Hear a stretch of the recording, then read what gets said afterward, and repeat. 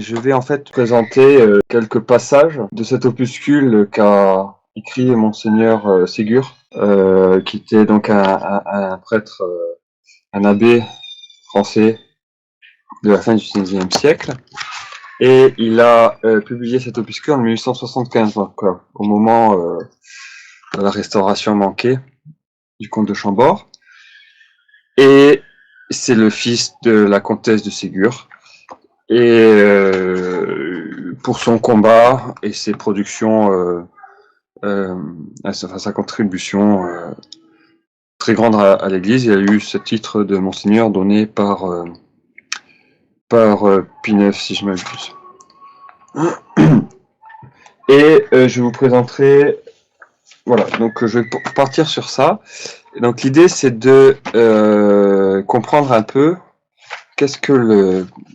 résumer un peu vraiment notre, quelle est la doctrine légitimiste sur quelques points simples et voir l'actualité, parce que quand j'ai lu ce texte, ce qui était très intéressant, c'est de voir l'actualité de ce qui est dit pour notre temps.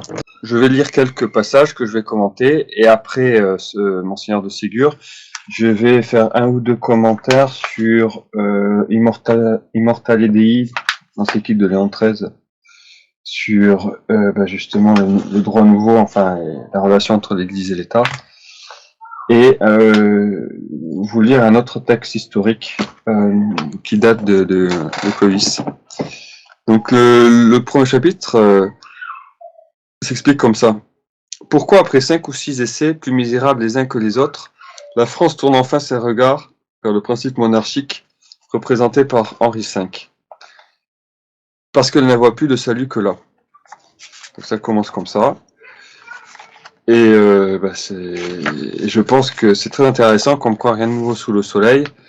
De temps en temps, il faut être confronté à nos échecs et à la réalité, à la dure réalité, pour se réveiller. Ensuite, comment et en quel sens Henri V est de droit le légitime souverain de la France? Depuis 150 ans, on a fait tout ce qu'on a pu pour enlever à la France et la foi religieuse et la foi politique. On a mis tout en œuvre pour lui faire perdre ce qu'on appelait le sens de l'autorité, c'est-à-dire les vraies notions et l'amour de l'obéissance. Les incrédules et les francs-maçons du dernier siècle sont parvenus à lui faire oublier ce qu'elle devait à son Dieu et à son roi. Tel est devant la France Henri V, chef de la maison royale de Bourbon, héritier légitime et seul légitime de la couronne de Saint-Louis, d'Henri IV et de Louis XIV. Il ne s'impose pas à la France, il se propose comme le seul souverain légitime, tenant ses droits de sa naissance même et d'une antique constitution nationale, que nulle violence n'avait le droit de renverser. Il ne s'impose pas parce que pour être stable, toute autorité morale doit être librement reconnue et acceptée. Mais une fois donnée cette reconnaissance solennelle de son droit, Henri V se présente à la France au nom de celui de qui procède tout droit et toute souveraineté légitime. Monseigneur de Ségur, quand il écrit cet opuscule, c'est vraiment un opuscule apologétique pour répondre aux objections majeures de l'opinion qui étaient faites à son époque. Et donc il y a des choses très diverses. Il y en a qui demandaient est-ce qu'il va pas est-ce qu'il n'y aura pas le retour de la dîme, des privilèges, enfin il y a ce genre de questions aussi qu'elle répond très bien. Donc je vous le conseille à la lecture d'ailleurs. Et là la question c'est comme si parce qu'il y avait déjà à l'époque cette vision un peu noire qui avait été créée après la Révolution, enfin pas la Révolution plutôt, de la monarchie totalitaire, autoritaire, et donc que côté dictatorial ou quoi, il dit très bien que le roi légitime est le roi, et que, en fin de compte, évidemment, la restauration ne pourra se faire que avec un consentement, en fait, des sujets. Et ça, c'est très intéressant parce que on remarque que tout pouvoir politique, quel qu'il soit, aussi d'ailleurs injuste ou illégitime soit-il, ne peut exister dans une certaine mesure que grâce à un consentement au moins passif de la population. Donc je saute un peu et je vais reciter le petit passage que j'ai cité ce matin, mais qui est vraiment très intéressant. Donc la question c'est pourquoi la France ne parvient pas à se constituer en république? Dans le sens, c'est pourquoi la France ne parvient pas. Bon, à son époque, la République n'avait pas eu. C'était la troisième, donc j'avais eu 3 échecs, ça n'avait jamais duré longtemps. Mais cette question elle reste actuelle dans le sens pourquoi on n'arrive pas à avoir un régime qui est stable plus d'une génération finalement, hein, parce que sinon c'est ce qui se passe. Donc il répond, mon cher Ségur. Eh mon Dieu, pour une raison fort simple. Une femme blonde a beau se teindre les cheveux en noir, ou même en rouge, elle n'en demeure pas moins en réalité une femme blonde. Pour un temps, elle semble brune. Pour un temps, elle semble rousse. Mais bon gré mal gré, les cheveux repoussent toujours blonds. La France est monarchique dans sa constitution même. Elle a le sang monarchique comme elle a le sang catholique et militaire. C'est un fait dont l'évidence est attestée par l'histoire et au besoin par les efforts impuissants que cette pauvre France fait depuis un siècle pour changer son tempérament. Et pourquoi notre belle et bonne France est-elle essentiellement catholique, essentiellement monarchique, essentiellement militaire? Ah, c'est que Dieu, qui l'a élu entre toutes les autres nations de la terre pour être le bras droit de son vicaire ici-bas, l'a façonné à l'image et à la ressemblance de son Église. L'Église est catholique, monarchique et militante. La France, qui a été faite par les évêques comme une ruche est faite par les abeilles, selon l'expression d'un célèbre historien protestant, la France est née catholique. Elle ne peut cesser de l'être sans cesser d'être la France. Elle est née monarchique et a été baptisée comme telle par saint Rémy en la personne de Clovis, son vrai premier roi. On aura beau faire, elle est et elle sera toujours monarchique. Enfin, la France est née militaire et guerrière. Clovis était soldat. Charlemagne, Philippe Auguste, Saint-Louis, Henri IV, Louis XIV, tous nos grands souverains ont été des soldats. Telle est la constitution intime de la France, tel est l'ordre providentiel qui régit les destinées de notre patrie et auquel elle ne saurait déroger impunément. Voilà, je trouve que c'est très très très très bien dit. Et tout est là. Et la fin est importante aussi, auquel elle ne saurait déroger impunément. C'est-à-dire que quand on s'écarte de finalement cette réalité politique, qui est certainement plus difficile à appréhender que des réalités plus matérielles ou plus naturelles, mais qui n'en reste pas une réalité, et une réalité qui peut être quand même pas si difficilement constatée à travers l'histoire.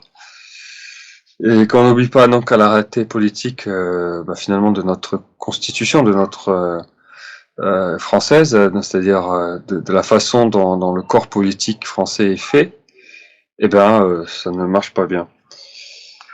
Et on voit aussi dans ce texte l'aspect France, fille aînée de l'Église, du fait même de son acte fondateur par le baptême de Clovis, et la mission qu'il met en place. Bonsoir Emmanuel. Et la mission donc donnée par Dieu à la France par le baptême de Clovis, elle est, comme le dit très bien Ancien de Ségur, la France a été constituée comme sur le modèle et à l'image de l'Église, donc c'est-à-dire catholique, c'est-à-dire monarchique, et c'est-à-dire militante. Et ce qui est très intéressant aussi, c'est que même quand la France devient révolutionnaire et nie ou se bat contre sa constitution, elle prouve bien qu'elle n'a pas changé, puisque les caractéristiques de la France révolutionnaire, c'est bien d'être universaliste, mais pas pour Dieu, excessivement militante, mais pas pour Dieu, et en fait monarchique aussi, puisque sans cesse elle cherche un pouvoir fort et des hommes forts pour se sortir, pratiquement par réflexe. Et depuis la Révolution, on peut dire que c'est l'histoire des Français qui recherchent un roi en oubliant qu'ils en avaient un, et qui tombent, comme dit d'ailleurs la chanson La Royale de l'Action française, qui tombe dans tous tous les vendeurs de rêves et qui la tue à petit feu. Ensuite, et c'est ce que dit Monseigneur de Ségur, je cite: « On est si monarchique en France que dès qu'on est tombé en République, on cherche immédiatement un dictateur. Témoin le général Bonaparte à la fin du dernier siècle, le général Cavaignac en 1818 et Thiers en 1871. Et puis on pourrait continuer au XXe siècle, que ce soit des personnes comme ensuite Boulanger, Pétain, De Gaulle, et puis les présidents de la Ve République finalement. Je continue. Donc, Monseigneur de Ségur pour cette question. Ce que c'est que la Révolution, adversaire du droit divin et par conséquent de la cause d'Henri V. Il ne faut pas confondre ce qu'on appelle en général la Révolution avec la Révolution française de 1789. La Révolution proprement dite est plus qu'un fait, c'est une doctrine, un ensemble de principes et de théories sociales et politiques que l'Assemblée nationale de 1789 n'a fait qu'appliquer à la France. Et cette doctrine, qu'on appelait justement la Révolution, avec un grand R, c'est-à-dire la Grande Révolte, est un immense blasphème et une théorie abominable. C'est la négation impudente du droit de Dieu sur les sociétés et du droit qu'il a donné à son Église d'enseigner et de diriger les rois et les peuples dans la voie du salut. C'est une doctrine nouvelle, née des révoltes protestantes, de l'incrédulité voltairienne et des conspirations de la franc-maçonnerie. Elle déclare que l'Église de Dieu n'a aucun droit d'enseigner ni de diriger les sociétés, d'inspirer les lois, de s'interposer entre les souverains et les peuples pour empêcher l'injustice et maintenir les droits de la vérité. Dans ce beau système, le souverain n'est plus le délégué et le représentant de Dieu, chargé par lui de procurer le vrai bonheur du peuple. Le souverain dans le système révolutionnaire est commis, et le commis, le représentant du peuple souverain, lequel peut à son gré le mettre à la porte et se choisir un autre commis. D'après la doctrine révolutionnaire, le roi ne règne et ne gouverne qu'au nom du peuple. La volonté nationale, c'est-à-dire en bon français les caprices de la multitude aveugle et du suffrage universel, sont sa règle unique, sa lumière et sa morale. Son seul frein, c'est la crainte de déplaire au peuple et de perdre sa place. Quand ce frein existe encore, ça c'est moi qui rajoute. Qu'on applique ces principes de bonne ou de mauvaise foi, il importe peu. Qu'on les applique avec plus ou moins d'habileté, il importe peu encore. Du moment qu'on les applique, on est perdu tôt ou tard. De même qu'on meurt tôt ou tard quand on avale un poison mortel. Impossible de faire de l'ordre avec du désordre. Voilà, donc là c'est quelques extraits, et Monseigneur de Ségur a rappelé tout à fait la définition de la révolution et de la contre-révolution et de l'essence du combat légitimiste aujourd'hui aussi. C'est-à-dire remarquer que la révolution n'est pas avant tout un événement politique excessivement violent et qui a renversé un pouvoir, mais que cet événement historique est une conséquence d'une doctrine révolutionnaire qui est bien plus générale. Et en ce sens-là, la France, d'un point de vue politique, a été la première victime de la Révolution, qui ensuite s'est répandue à travers tout le monde, et aujourd'hui, toute la planète en est victime. Et évidemment, on peut la définir de beaucoup de façons, cette révolution. Enfin, c'est fondamentalement le non serviam et l'orgueil luciférien. D'un point de vue politique, c'est la démocratie, la souveraineté populaire. D'un point de vue idéologique, c'est le libéralisme. Vous serez comme des dieux. Anthropocentrisme, donc l'homme qui devient un dieu, et la liberté qui n'est plus un moyen pour accomplir les fins qui nous sont assignées depuis notre naissance par le Créateur, mais la mettre comme une fin, mettre la liberté comme but à atteindre, et donc se libérer de tout et n'importe quoi. Et aujourd'hui, on doit se libérer de son propre sexe. Et l'autre chose, donc ça revient aussi, il reprend exactement ce que disent tous les contre-révolutionnaires, et ce qu'avait déjà vu Joseph de Maistre en son temps, quand il dit que la contre-révolution n'est pas une révolution contraire, mais le contraire de la révolution. Donc c'est-à-dire qu'il s'agit de supprimer les causes du mal, qui sont ces principes révolutionnaires. Et ce qui est intéressant, c'est que jusqu'à maintenant, on n'en est jamais vraiment sorti. Et comme il dit, peu importe qu'on les applique avec plus ou moins d'habileté, qu'on les applique de bonne ou de mauvaise foi, Du moment qu'on les applique, on est perdu tôt ou tard. Et je pense que la Ve République est une bonne illustration de cet aspect-là, c'est-à-dire que certainement qu'au début de la Ve République, à part quelques méchants hommes comme De Gaulle en particulier, mais d'autres aussi, qui savaient certainement ce qu'ils faisaient quand même, la plupart des gens pensaient de bonne volonté qu'on pouvait appliquer les principes révolutionnaires tout en ayant une situation acceptable. Ben, ça n'a pas marché, et 50 ans plus tard, aujourd'hui, on commence à avoir des révolutionnaires plus intransigeants au pouvoir, et la dégradation s'accélère. Donc, comme dit saint Thomas d'Aquin, contra factum non argumentum, pas de discussion devant les faits. Les faits aujourd'hui sont quand même cris. Je continue de lire. Encore une autre citation. Que l'antique, il dit cette chose. Que l'antique monarchie chrétienne qu'il s'agit de restaurer en France diffère essentiellement de tous les pouvoirs qui nous ont gouvernés depuis 89. Ce qui fait qu'un pouvoir est légitime, ce ne sont ni les intentions ni les qualités de celui qui l'exerce. Ce sont les principes sur lesquels il s'appuie. De même, ce qui fait qu'un pouvoir est révolutionnaire, ce ne sont ni les intentions ni la perversité de ceux qui l'exercent, mais bien les principes révolutionnaires qui lui servent de base. Cette distinction est fondamentale. Je fais une pause dans la citation.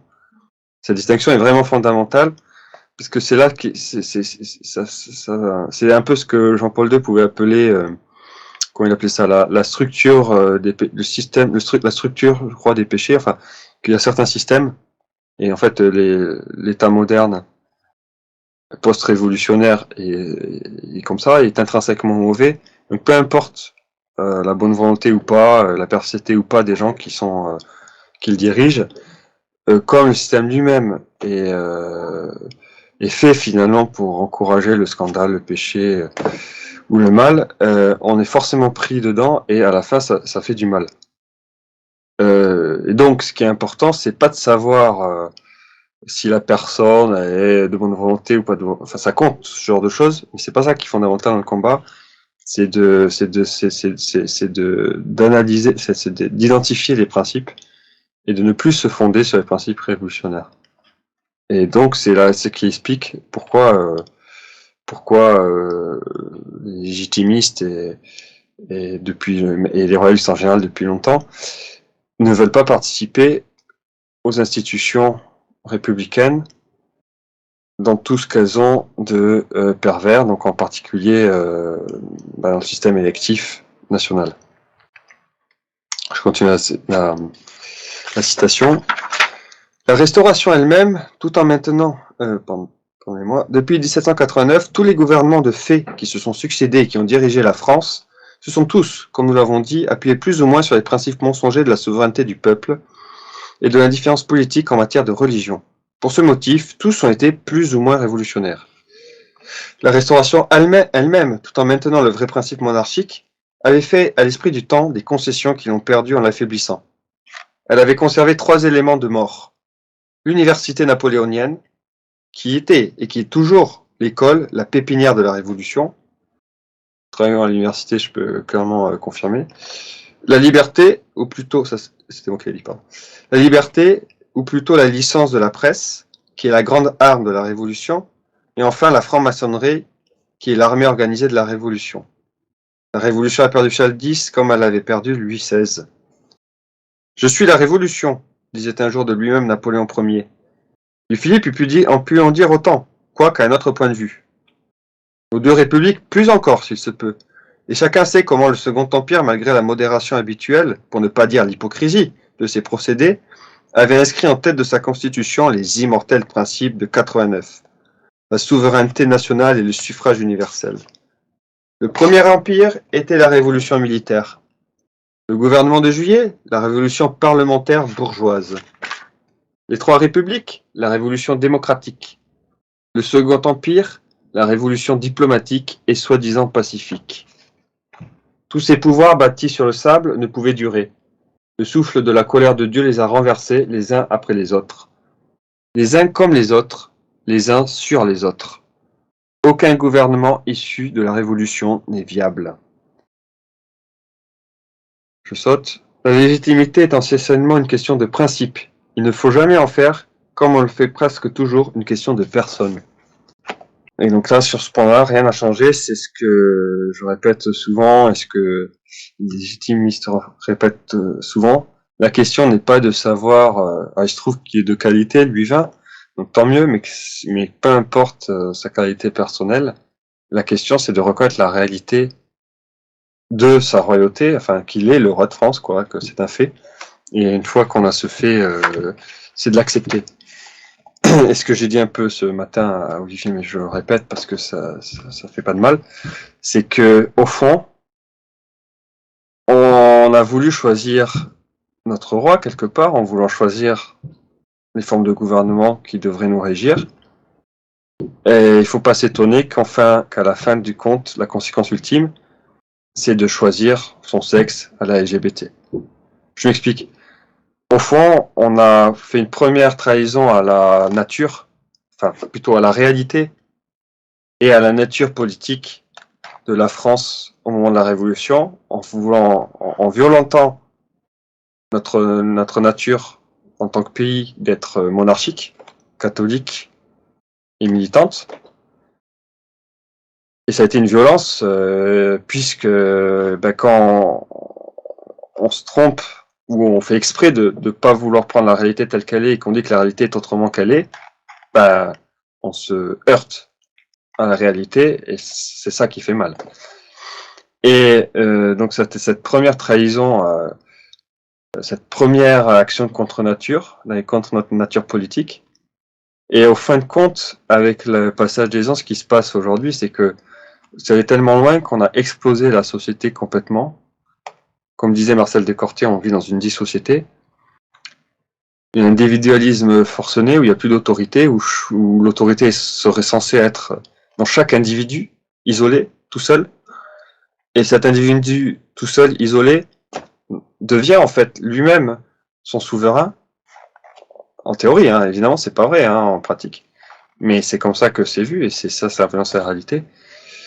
Et donc, on a reporté finalement ce libéralisme qui au départ n'était, j'allais dire, que limité au pays et à la nation, au nouveau corps politique qui est l'individu. Et en pratique, ça veut dire quoi? C'est-à-dire que si l'individu décide qu'il est le matin une femme, qu'il est l'après-midi un homme et la nuit un crapaud, il peut le faire puisqu'il est souverain sur son propre corps politique qui est lui-même tout seul.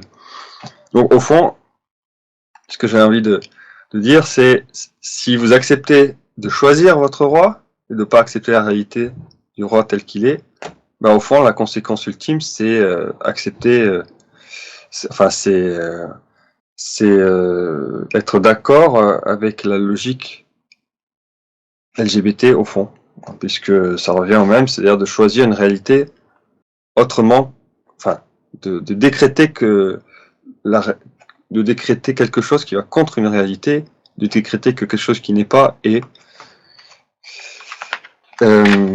C'était très intéressant parce que évidemment, je pense que mon seigneur de Ségur n'aurait jamais imaginé ce qui se passe à l'heure actuelle, parce que c'est tellement fou que voilà, c'était certainement inimaginable, mais on y est. Donc, je vais finir pour mon seigneur de Ségur et ensuite j'aimerais juste vous présenter très rapidement, parce que peut-être que vous la connaissez d'ailleurs, mais la lettre encyclique Immortale Dei, de Léon XIII, je ne vais pas la présenter en entier, j'ai juste deux aspects rapides, je ne sais pas si ça en voit, mais peu importe, de 1885, où il rappelle les principes qui doivent régir la politique, les États, et les relations entre l'État et l'Église. Et en particulier, il va condamner ce qu'il appelle le droit nouveau. Alors c'est assez intéressant parce que qu'est-ce que le droit au fond? Le droit, c'est l'idée que l'on a de l'ordre. Et normalement, un bon droit, c'est un droit qui n'est pas décidé, qui est en conforme, disons, avec le droit naturel et le droit divin. C'est-à-dire qui est conforme à l'ordre voulu par Dieu dans la réalité et cet ordre qui est conforme à la nature des choses pour ce qui est naturel et à la surnature des choses, donc à Dieu pour ce qui est surnaturel. Et l'ancien droit s'évertuait à conformer tous les étages de l'ordre aux ordres supérieurs. Et le droit positif, donc le droit qui était posé par les gens, donc on va dire le droit positif humain et le droit positif d'église, le droit canon, était posé en cherchant toujours à se soumettre au droit supérieur qui n'était pas décidé de façon positive par les hommes. Voilà. Il existe aussi un droit positif divin, donc Dieu peut poser, disons, des actes, enfin des lois positives qui auraient pu être autrement ou ne pas être, à la différence du droit naturel qui sont, disons, la loi qu'il a inscrite dès la création dans chacune de ses créatures et dans l'univers en général. Et comme il a fixé de tout temps, il n'a aucune raison de la changer, hein, même s'il peut y déroger comme il veut, puisque c'est lui le souverain. Hein. Ce qui explique le miracle Fatima, par exemple. Mais la grande, donc le grand fossé qui se passe en 1789, enfin qui se concrétise en 1789 en pratique, non, c'est que le droit nouveau va nier ce droit ancien, catholique, la chrétienté. Et en quoi il va le nier, c'est que ça va être un désordre fondamental dans le sens où le droit nouveau supprime tout droit supérieur au droit positif humain. En pratique, c'est ça. Et pourquoi? Parce qu'il nie, si ce n'est l'existence de Dieu, l'autorité de Dieu sur les sociétés. Et donc, à partir de là, ça vient de la démocratie, hein, en fond. La souveraineté vient de n'importe où sauf de Dieu, et vient a priori du peuple, mais ça peut être un tyran, tout simplement aussi, hein, qui fait son bon plaisir.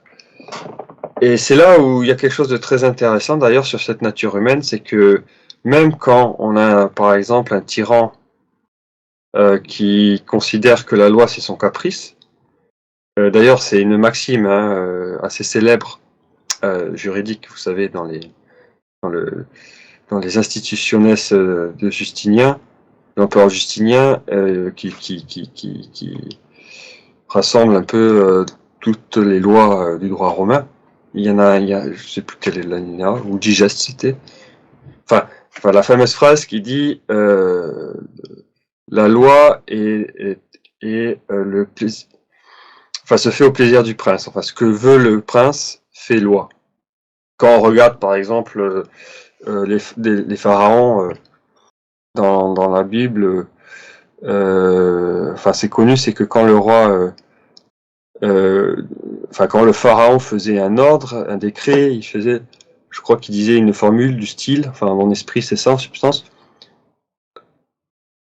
Pharaon a décrété que cela soit, ou quelque chose de ce style-là. Enfin, c'est-à-dire, en fait, c'était eux qui étaient les dieux finalement.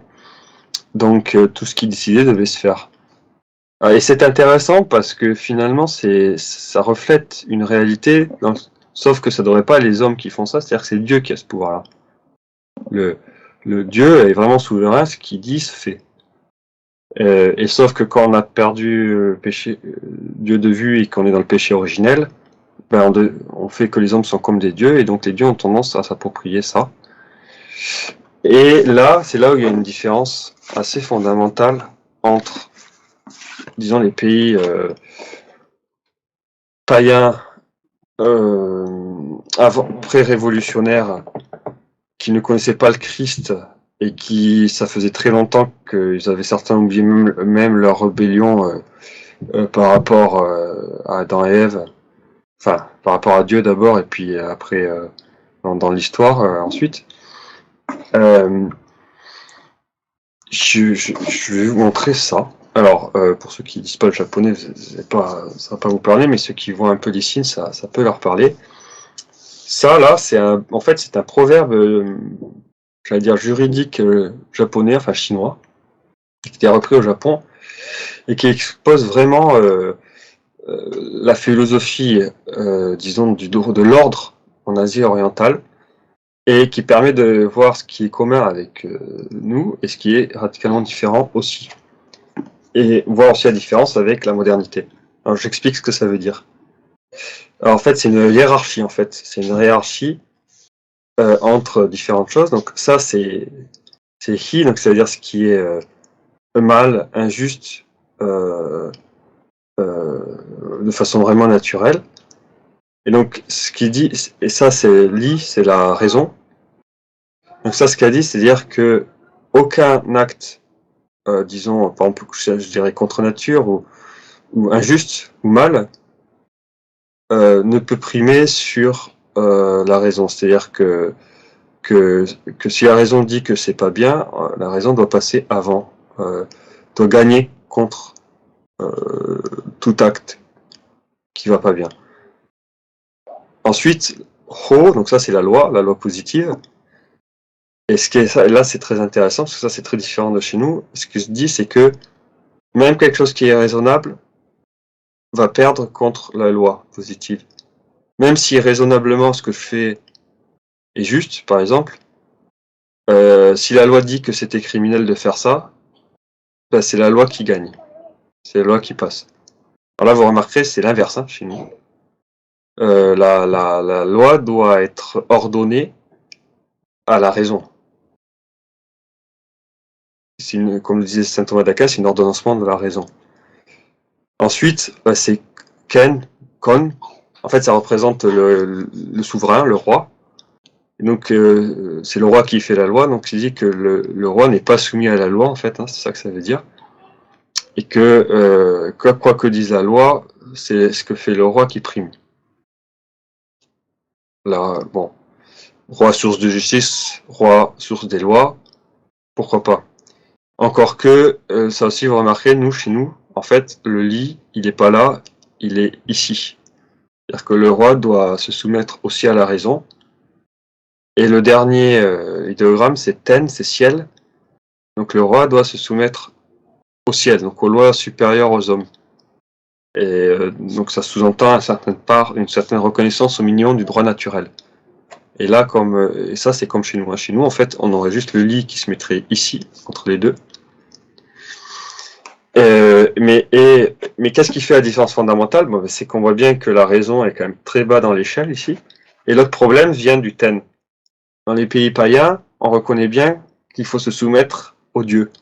Le problème, c'est que ces dieux, on ne sait pas qui c'est, et surtout, on ne sait jamais ce qu'ils veulent. Et en pratique, qu'est-ce qui se passe dans la plupart des pays païens? C'est que c'est le roi, avec peut-être les aruspices, des devins, enfin tout ce que vous voulez, qui va juste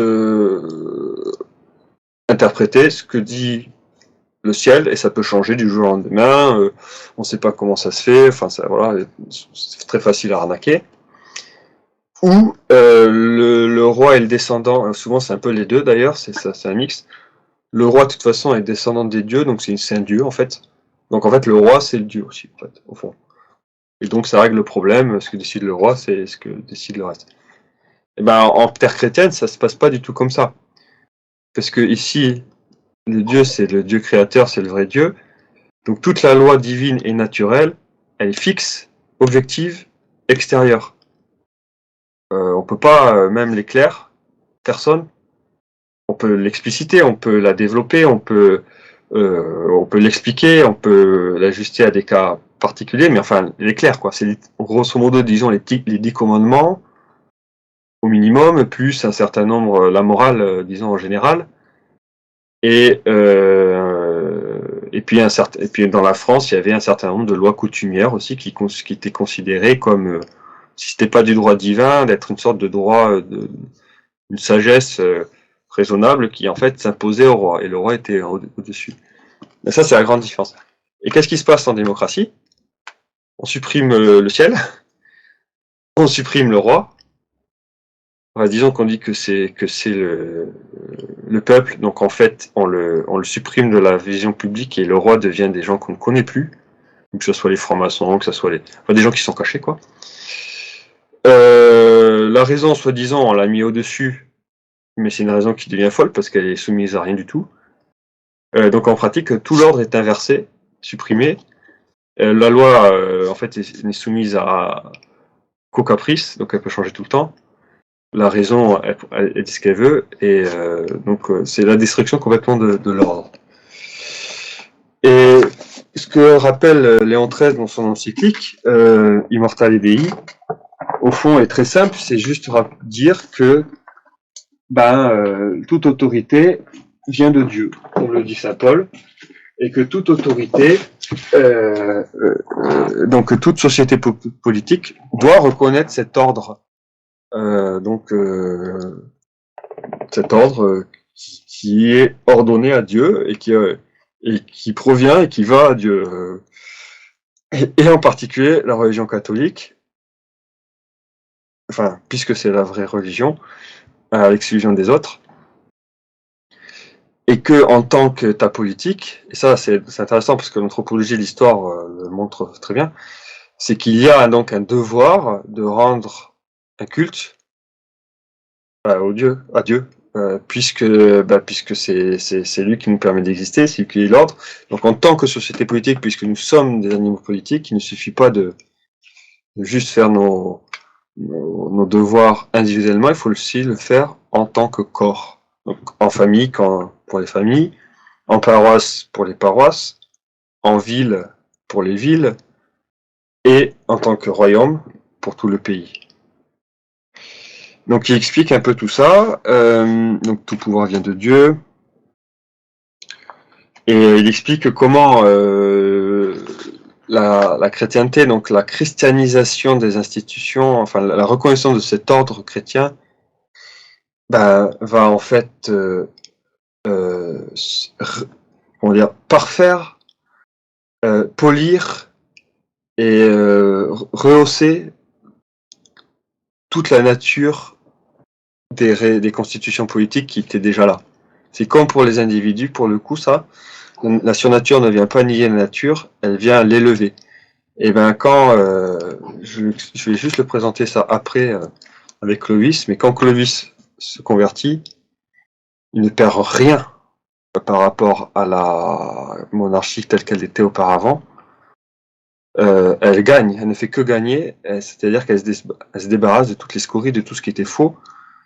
C'est comme si la grâce et la reconnaissance de l'ordre chrétien venaient d'une part enlever toute la croûte épaisse qui s'était accumulée sur la peau crasseuse et qui empêchait la lumière du soleil d'arriver sur la peau, et ensuite de ne faire pas que l'enlever, mais en plus de vraiment purifier tout pour que on passe de l'état de mendiant en train de à l'extérieur complètement déguenillé, tout sale et croûteux, à la peau luisante, brillante et radieuse. C'est un peu ça l'idée. Et donc il explique pas dans ces mots, mais Léon XIII explique ça, qu'il n'y a pas de contradiction entre la surnature et la nature, que la christianisation n'est jamais une concurrence entre la puissance temporelle et la puissance spirituelle, donc entre l'Église, entre finalement l'Église en tant que communauté politique, en tant que communauté corps du Christ, et la société politique. Et il explique comment ces effets vont se trouver dans l'histoire. Et simplement, j'aimerais relever un fait. Vraiment, cette encyclique, il y a tous les bons principes. Et bon, là, j'espère que ça vous donnera aussi envie d'écouter les communications du symposium qui arrive en juillet, où nous aurons des choses sur ce sujet-là. Je suis en train de m'occuper à les traduire, donc je les ai pas mal en tête. Et il y a quelque chose qui était très marquant, c'est pourquoi il y a eu les ralliements, pourquoi il y a eu toutes ces erreurs politiques, enfin, de facto, de l'Église, que ce soit le ralliement, l'Action française, les Christéros, et avant ça, le concordat avec Napoléon, et le sacre de Napoléon. D'où ça vient ça? Et en lisant cette encyclique, il y a un passage, je me suis dit, en fait, oui, c'est là. C'est là que ça se joue, que ça a dû se jouer. Je vais vous le lire. En fait, c'est donc le paragraphe s'intitule La participation aux affaires publiques, et c'est l'endroit où en fait le pape explique que en pratique, on peut participer à la vie publique, prendre des charges publiques, même qu'on en a le devoir, et qu'on doit obéir aussi en tant que citoyen au pouvoir, même si tant qu'il n'y a pas de péché, tant que c'est pas contraire au devoir chrétien, évidemment.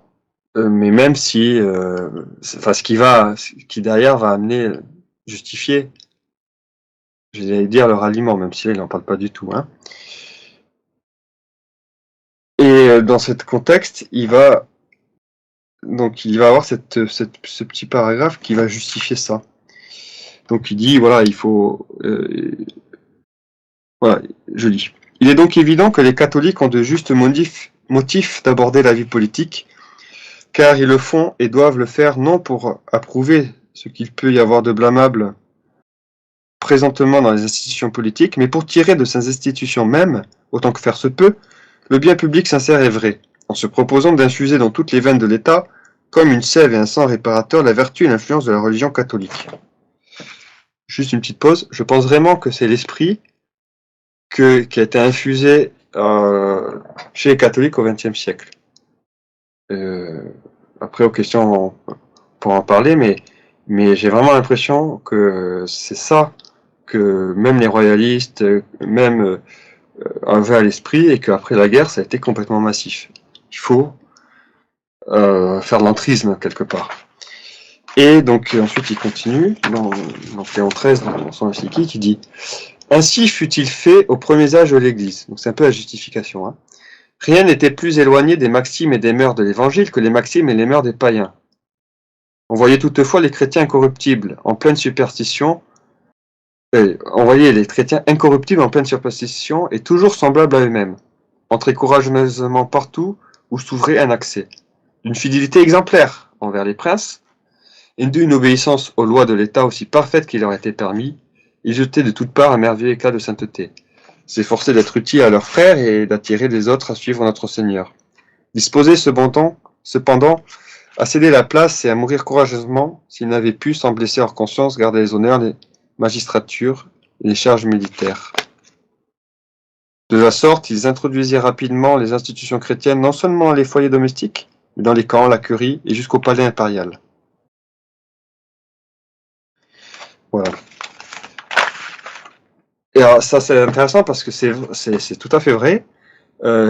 C'est comme ça que ça s'est passé pour l'Empire romain, et c'est comme ça que ça s'est passé à chaque fois qu'il y a des évangélisations sur la planète. Et c'est comme ça que ça s'est passé en particulier au Japon quand les Jésuites sont arrivés. Il y avait une véritable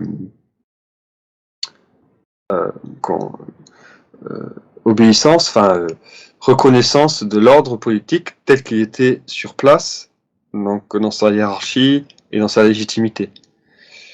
Ce qui ne les empêchait pas de dénoncer tout ce qui allait pas dans ces systèmes. C'est ça qui est un peu compliqué, c'est que c'est pas parce que c'était horrible comme système que qu'il fallait jeter le système. Voilà.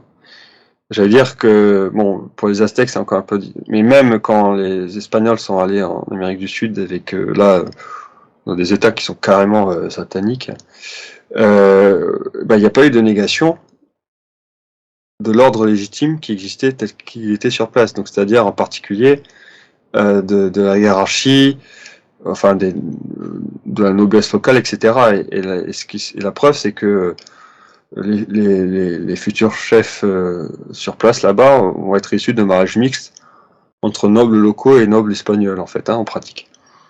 Voilà. Bon, après, c'était tellement dégénéré comme système que l'empereur est quand même tombé, et voilà, parce que c'était plus tenable, mais je veux dire, mais même dans ce cas extrême-là, il n'y a pas eu, alors que ça aurait été excessivement facile à justifier, et personne n'aurait rien dit si les Espagnols avaient balayé l'ordre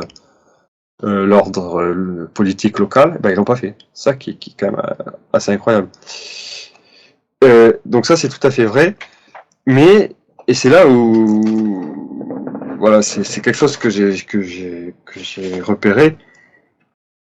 Dans les principes, tout est bon, le fait historique est juste, mais il y a une erreur qui est faite dans ce passage, dans l'application à la réalité. Je m'explique. En fait, le gros problème par rapport à cet exemple, c'est que ça correspond pas à la réalité du 19e siècle, ça correspond pas à notre réalité révolutionnaire. Je m'explique. C'est que nous ne sommes pas dans une situation où il y aurait un monde païen. Aujourd'hui, le monde est redevenu quasiment païen, mais peu importe. Mais nous ne sommes pas dans une situation où nous serions dans un monde païen avec donc des structures légitimes en place et qui se convertit. C'est pas du tout ça. Nous sommes dans une situation qui n'a pas eu de précédent historique. Nous sommes dans un contexte où la légitimité est catholique, en France, la royauté, soit dit en passant, qui elle-même qui est une institution qui était au départ païenne et convertie. Hein, les Clovis et compagnie, ils étaient pas, ils existaient avant d'être convertis. Hein, donc la conversion n'a pas supprimé les institutions, elle les a développées, enfin elle les a polies, parfait, etc. Donc on est vraiment dans ce que décrit cette lettre-là, hein, c'est-à-dire que ça c'est la conversion qui a permis, voilà, sans négation de cette légitimité-là. Mais ce qui se passe à l'heure actuelle, c'est pas du tout ça. C'est qu'on a eu une révolution qui a non seulement mis à bas les pouvoirs légitimes, mais des pouvoirs légitimes qui étaient catholiques. Et ça t'est jamais passé, enfin, que je sache, peut-être que si on change bien, il doit peut-être avoir un ou deux exemples assez locaux et peut-être précis. Ça serait intéressant de voir s'il y a des théologiens qui ont parlé de ça ou pas. C'est qu'est-ce qu'il faut faire dans ce cas-là, quand il y a un pouvoir politique catholique 100% qui se fait renverser par un pouvoir vraiment légitime, qu'est-ce qu'on doit faire en tant que catholique dans cette situation? Parce que ce qu'on dit les contre-révolutionnaires et beaucoup de clercs et quand il n'y a plus de ça, c'est qu'on ne peut pas jouer le jeu, qu'on ne peut pas faire comme si c'était légitime. Parce que le régime est non seulement illégitime, mais aussi illégal. Et d'autant plus, et là je pense que c'est le dernier argument qui fait que c'est massif et qu'il n'y a même pas qu'il y a même pas de question possible, c'est que en plus, comme c'est un système révolutionnaire foncièrement anticatholique, c'est ce qu'on expliquait au départ. Quand je dis foncièrement, c'est-à-dire substantiellement, c'est-à-dire qu'il est fait pour détruire du catholicisme, pour détruire la nature. On peut pas, donc c'est différent des États politiques auparavant qui étaient viciés, mais plutôt comme un corps naturel qui est excessivement malade. Là, c'est pas les institutions qu'on a, c'est pas un corps vicié qui est extrêmement malade, qui ne demande qu'à être soigné. C'est un parasite qui bouffe ce qui reste du corps politique de la France. Donc la seule façon, c'est de se débarrasser du parasite. On peut pas convertir un parasite, c'est pas un homme, c'est un monstre, une chimère. Et d'autant plus que, et ça c'est, je l'ai juste évoqué, mais que c'est inconvertible. C'est-à-dire que du fait de la démocratie et de libéralisme, on ne peut pas convertir un système. On ne peut convertir que des hommes. Et dans les systèmes naturels, il suffisait que les hommes se convertissent, ceux qui étaient les autorités légitimes, pour que ça devienne, que ça se christianise, quoi. Bah, dans un système démocratique et libéral, c'est juste impossible. Supposons demain miracle, Macron se convertit, il devient un super bon catholique. Je dis on suppose, hein. Bah ça change rien, après demain il est viré et il y a un autre révolutionnaire qui arrive. Parce qu'il a aucune légitimité et il compte pas. C'est la machine révolutionnaire, c'est le système démocratique. Et il n'y a plus d'autorité. Donc il pourrait avoir autant de conversions que vous voulez, ça changera rien. Donc ce qu'il faut, c'est virer le parasite et pas jouer le jeu. Et pour finir, et je vais finir sur ça, je vais lire ce livre est vraiment excellent. Il est décédé, Michel Rouche maintenant. C'est un médiéviste, mais qui connaît aussi beaucoup le Bas-Empire.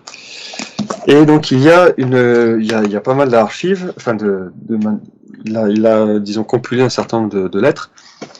Et il y en a une, donc de, pas la lire en entier, mais bon. C'est la lettre d'Avis, ou David, je sais pas comment on dit, enfin Avicius, quoi. Donc évêque de Vienne à Clovis, roi Clovis. Et voilà, je vais lire un peu, voici ce qu'il dit. Les partisans des schismes, juste après sa conversion, c'est pour faciliter de sa conversion. Vous savez, hein, donc il a fait sa promesse à Tolbiac, il se convertit en 496. Au passage, c'était absolument pas évident, hein, parce que c'était comme au Japon, dans le sens où ils pensaient qu'ils étaient des descendants des dieux, et se convertir, là, ça aurait été, enfin, ça aurait pas forcément été étonnant que tous les autres francs, donc qui étaient aussi des nobles et pas loin de la branche royale, se disent il est en train de trahir nos traditions, on va le zigouiller, puis on va mettre un autre prince de sang. Puisqu'à l'époque, il suffisait d'avoir de sang royal pour être roi. Donc c'était très imaginable, et c'est pas ce qui s'est passé. Enfin, selon la tradition, il y a 3000 francs qui se sont convertis en même temps que lui. Un franc, ça veut dire libre, hein, donc c'était tous des nobles, hein, en fait. Donc voilà ce que dit Avit, l'évêque. Donc les partisans des schismes, donc les ariens, paraissent voiler, obscurcir votre perspicacité par la variété et le nombre de sentences et d'opinions vides de la vérité du nom de chrétien. Alors que nous nous en étions remis à l'éternité et que nous attendions du jugement futur, que soit dit ce qu'il y a de droit dans ce que chacun sent, voici qu'a brillé parmi les hommes aujourd'hui un rayon de vérité éclairant. La divine providence a enfin trouvé un arbitre pour notre époque. Le choix que vous faites par vous-même est une sentence qui vaut pour tous. Votre foi est notre victoire. Certains, dans ce même débat, alors qu'ils pourraient être mus vers le désir de la saine croyance, soit par l'exhortation des évêques, soit par la suggestion de certains de leur entourage, opposent la coutume de leur peuple. C'est exactement ce que font les Japonais, hein, soit dit en passant. Opposent la coutume de leur peuple et le rite observé par leur père, si bien qu'ils préfèrent de manière nocive la pusillanimité au salut, tandis qu'ils conservent une révérence futile envers leur père par le maintien dans l'incrédulité. Ils avouent en quelque sorte qu'ils ne savent pas ce qu'ils choisissent. Que s'éloigne donc après un tel événement miraculeux la timidité nocive d'une pareille excuse. Clovis vient de se convertir. Hein. Vous, de toute une généalogie d'antique origine, vous êtes contenté de sa seule noblesse, et vous êtes contenté de la seule noblesse de votre origine. Je répète, vous, de toute une généalogie d'antique origine, vous vous êtes contenté de sa seule noblesse, et vous avez voulu faire surgir de vous pour votre descendance tout ce que peut orner de générosité ce haut rang. Vous avez des fondateurs, hommes de bien, vous avez voulu en faire naître de meilleurs. Vous êtes à la hauteur de vos bisaïeux, en ce que vous régnez dans le siècle. Vous êtes un fondateur pour votre descendance lorsque vous régnerez dans le ciel. Donc, c'est très intéressant ce passage. Qui illustre le fait, parce que ça c'est souvent, qui illustre le fait que se convertir, hein, c'est pas renier ses ancêtres, et au contraire, c'est même mieux leur rendre hommage, même s'ils n'étaient pas chrétiens, dans le sens où c'est vraiment se débarrasser du vieil homme pour restaurer le nouvel homme. Et ça semble loin, donc cette lettre peut-être à notre époque, mais je pense qu'elle est très proche parce que finalement c'est exactement de ça dont l'Église a besoin et dont la France a besoin. C'est un roi, le roi de France, qui fait son rôle de roi et qui va remettre de l'ordre en France. Et aussi ça peut-être, enfin c'est qu'on ne peut que souhaiter dans l'Église, puisqu'on peut très bien imaginer quelque chose. C'est surtout tout à fait logique que le roi, en son royaume, décide qu'il n'y aura que des messes tridentines, par exemple, puisque c'est chez lui. Hein. Comme chez moi, si je dois faire dire une messe chez moi, ce sera pas une messe Novus Ordo. Voilà, donc je vous remercie de votre attention, je vais m'arrêter là pour aujourd'hui.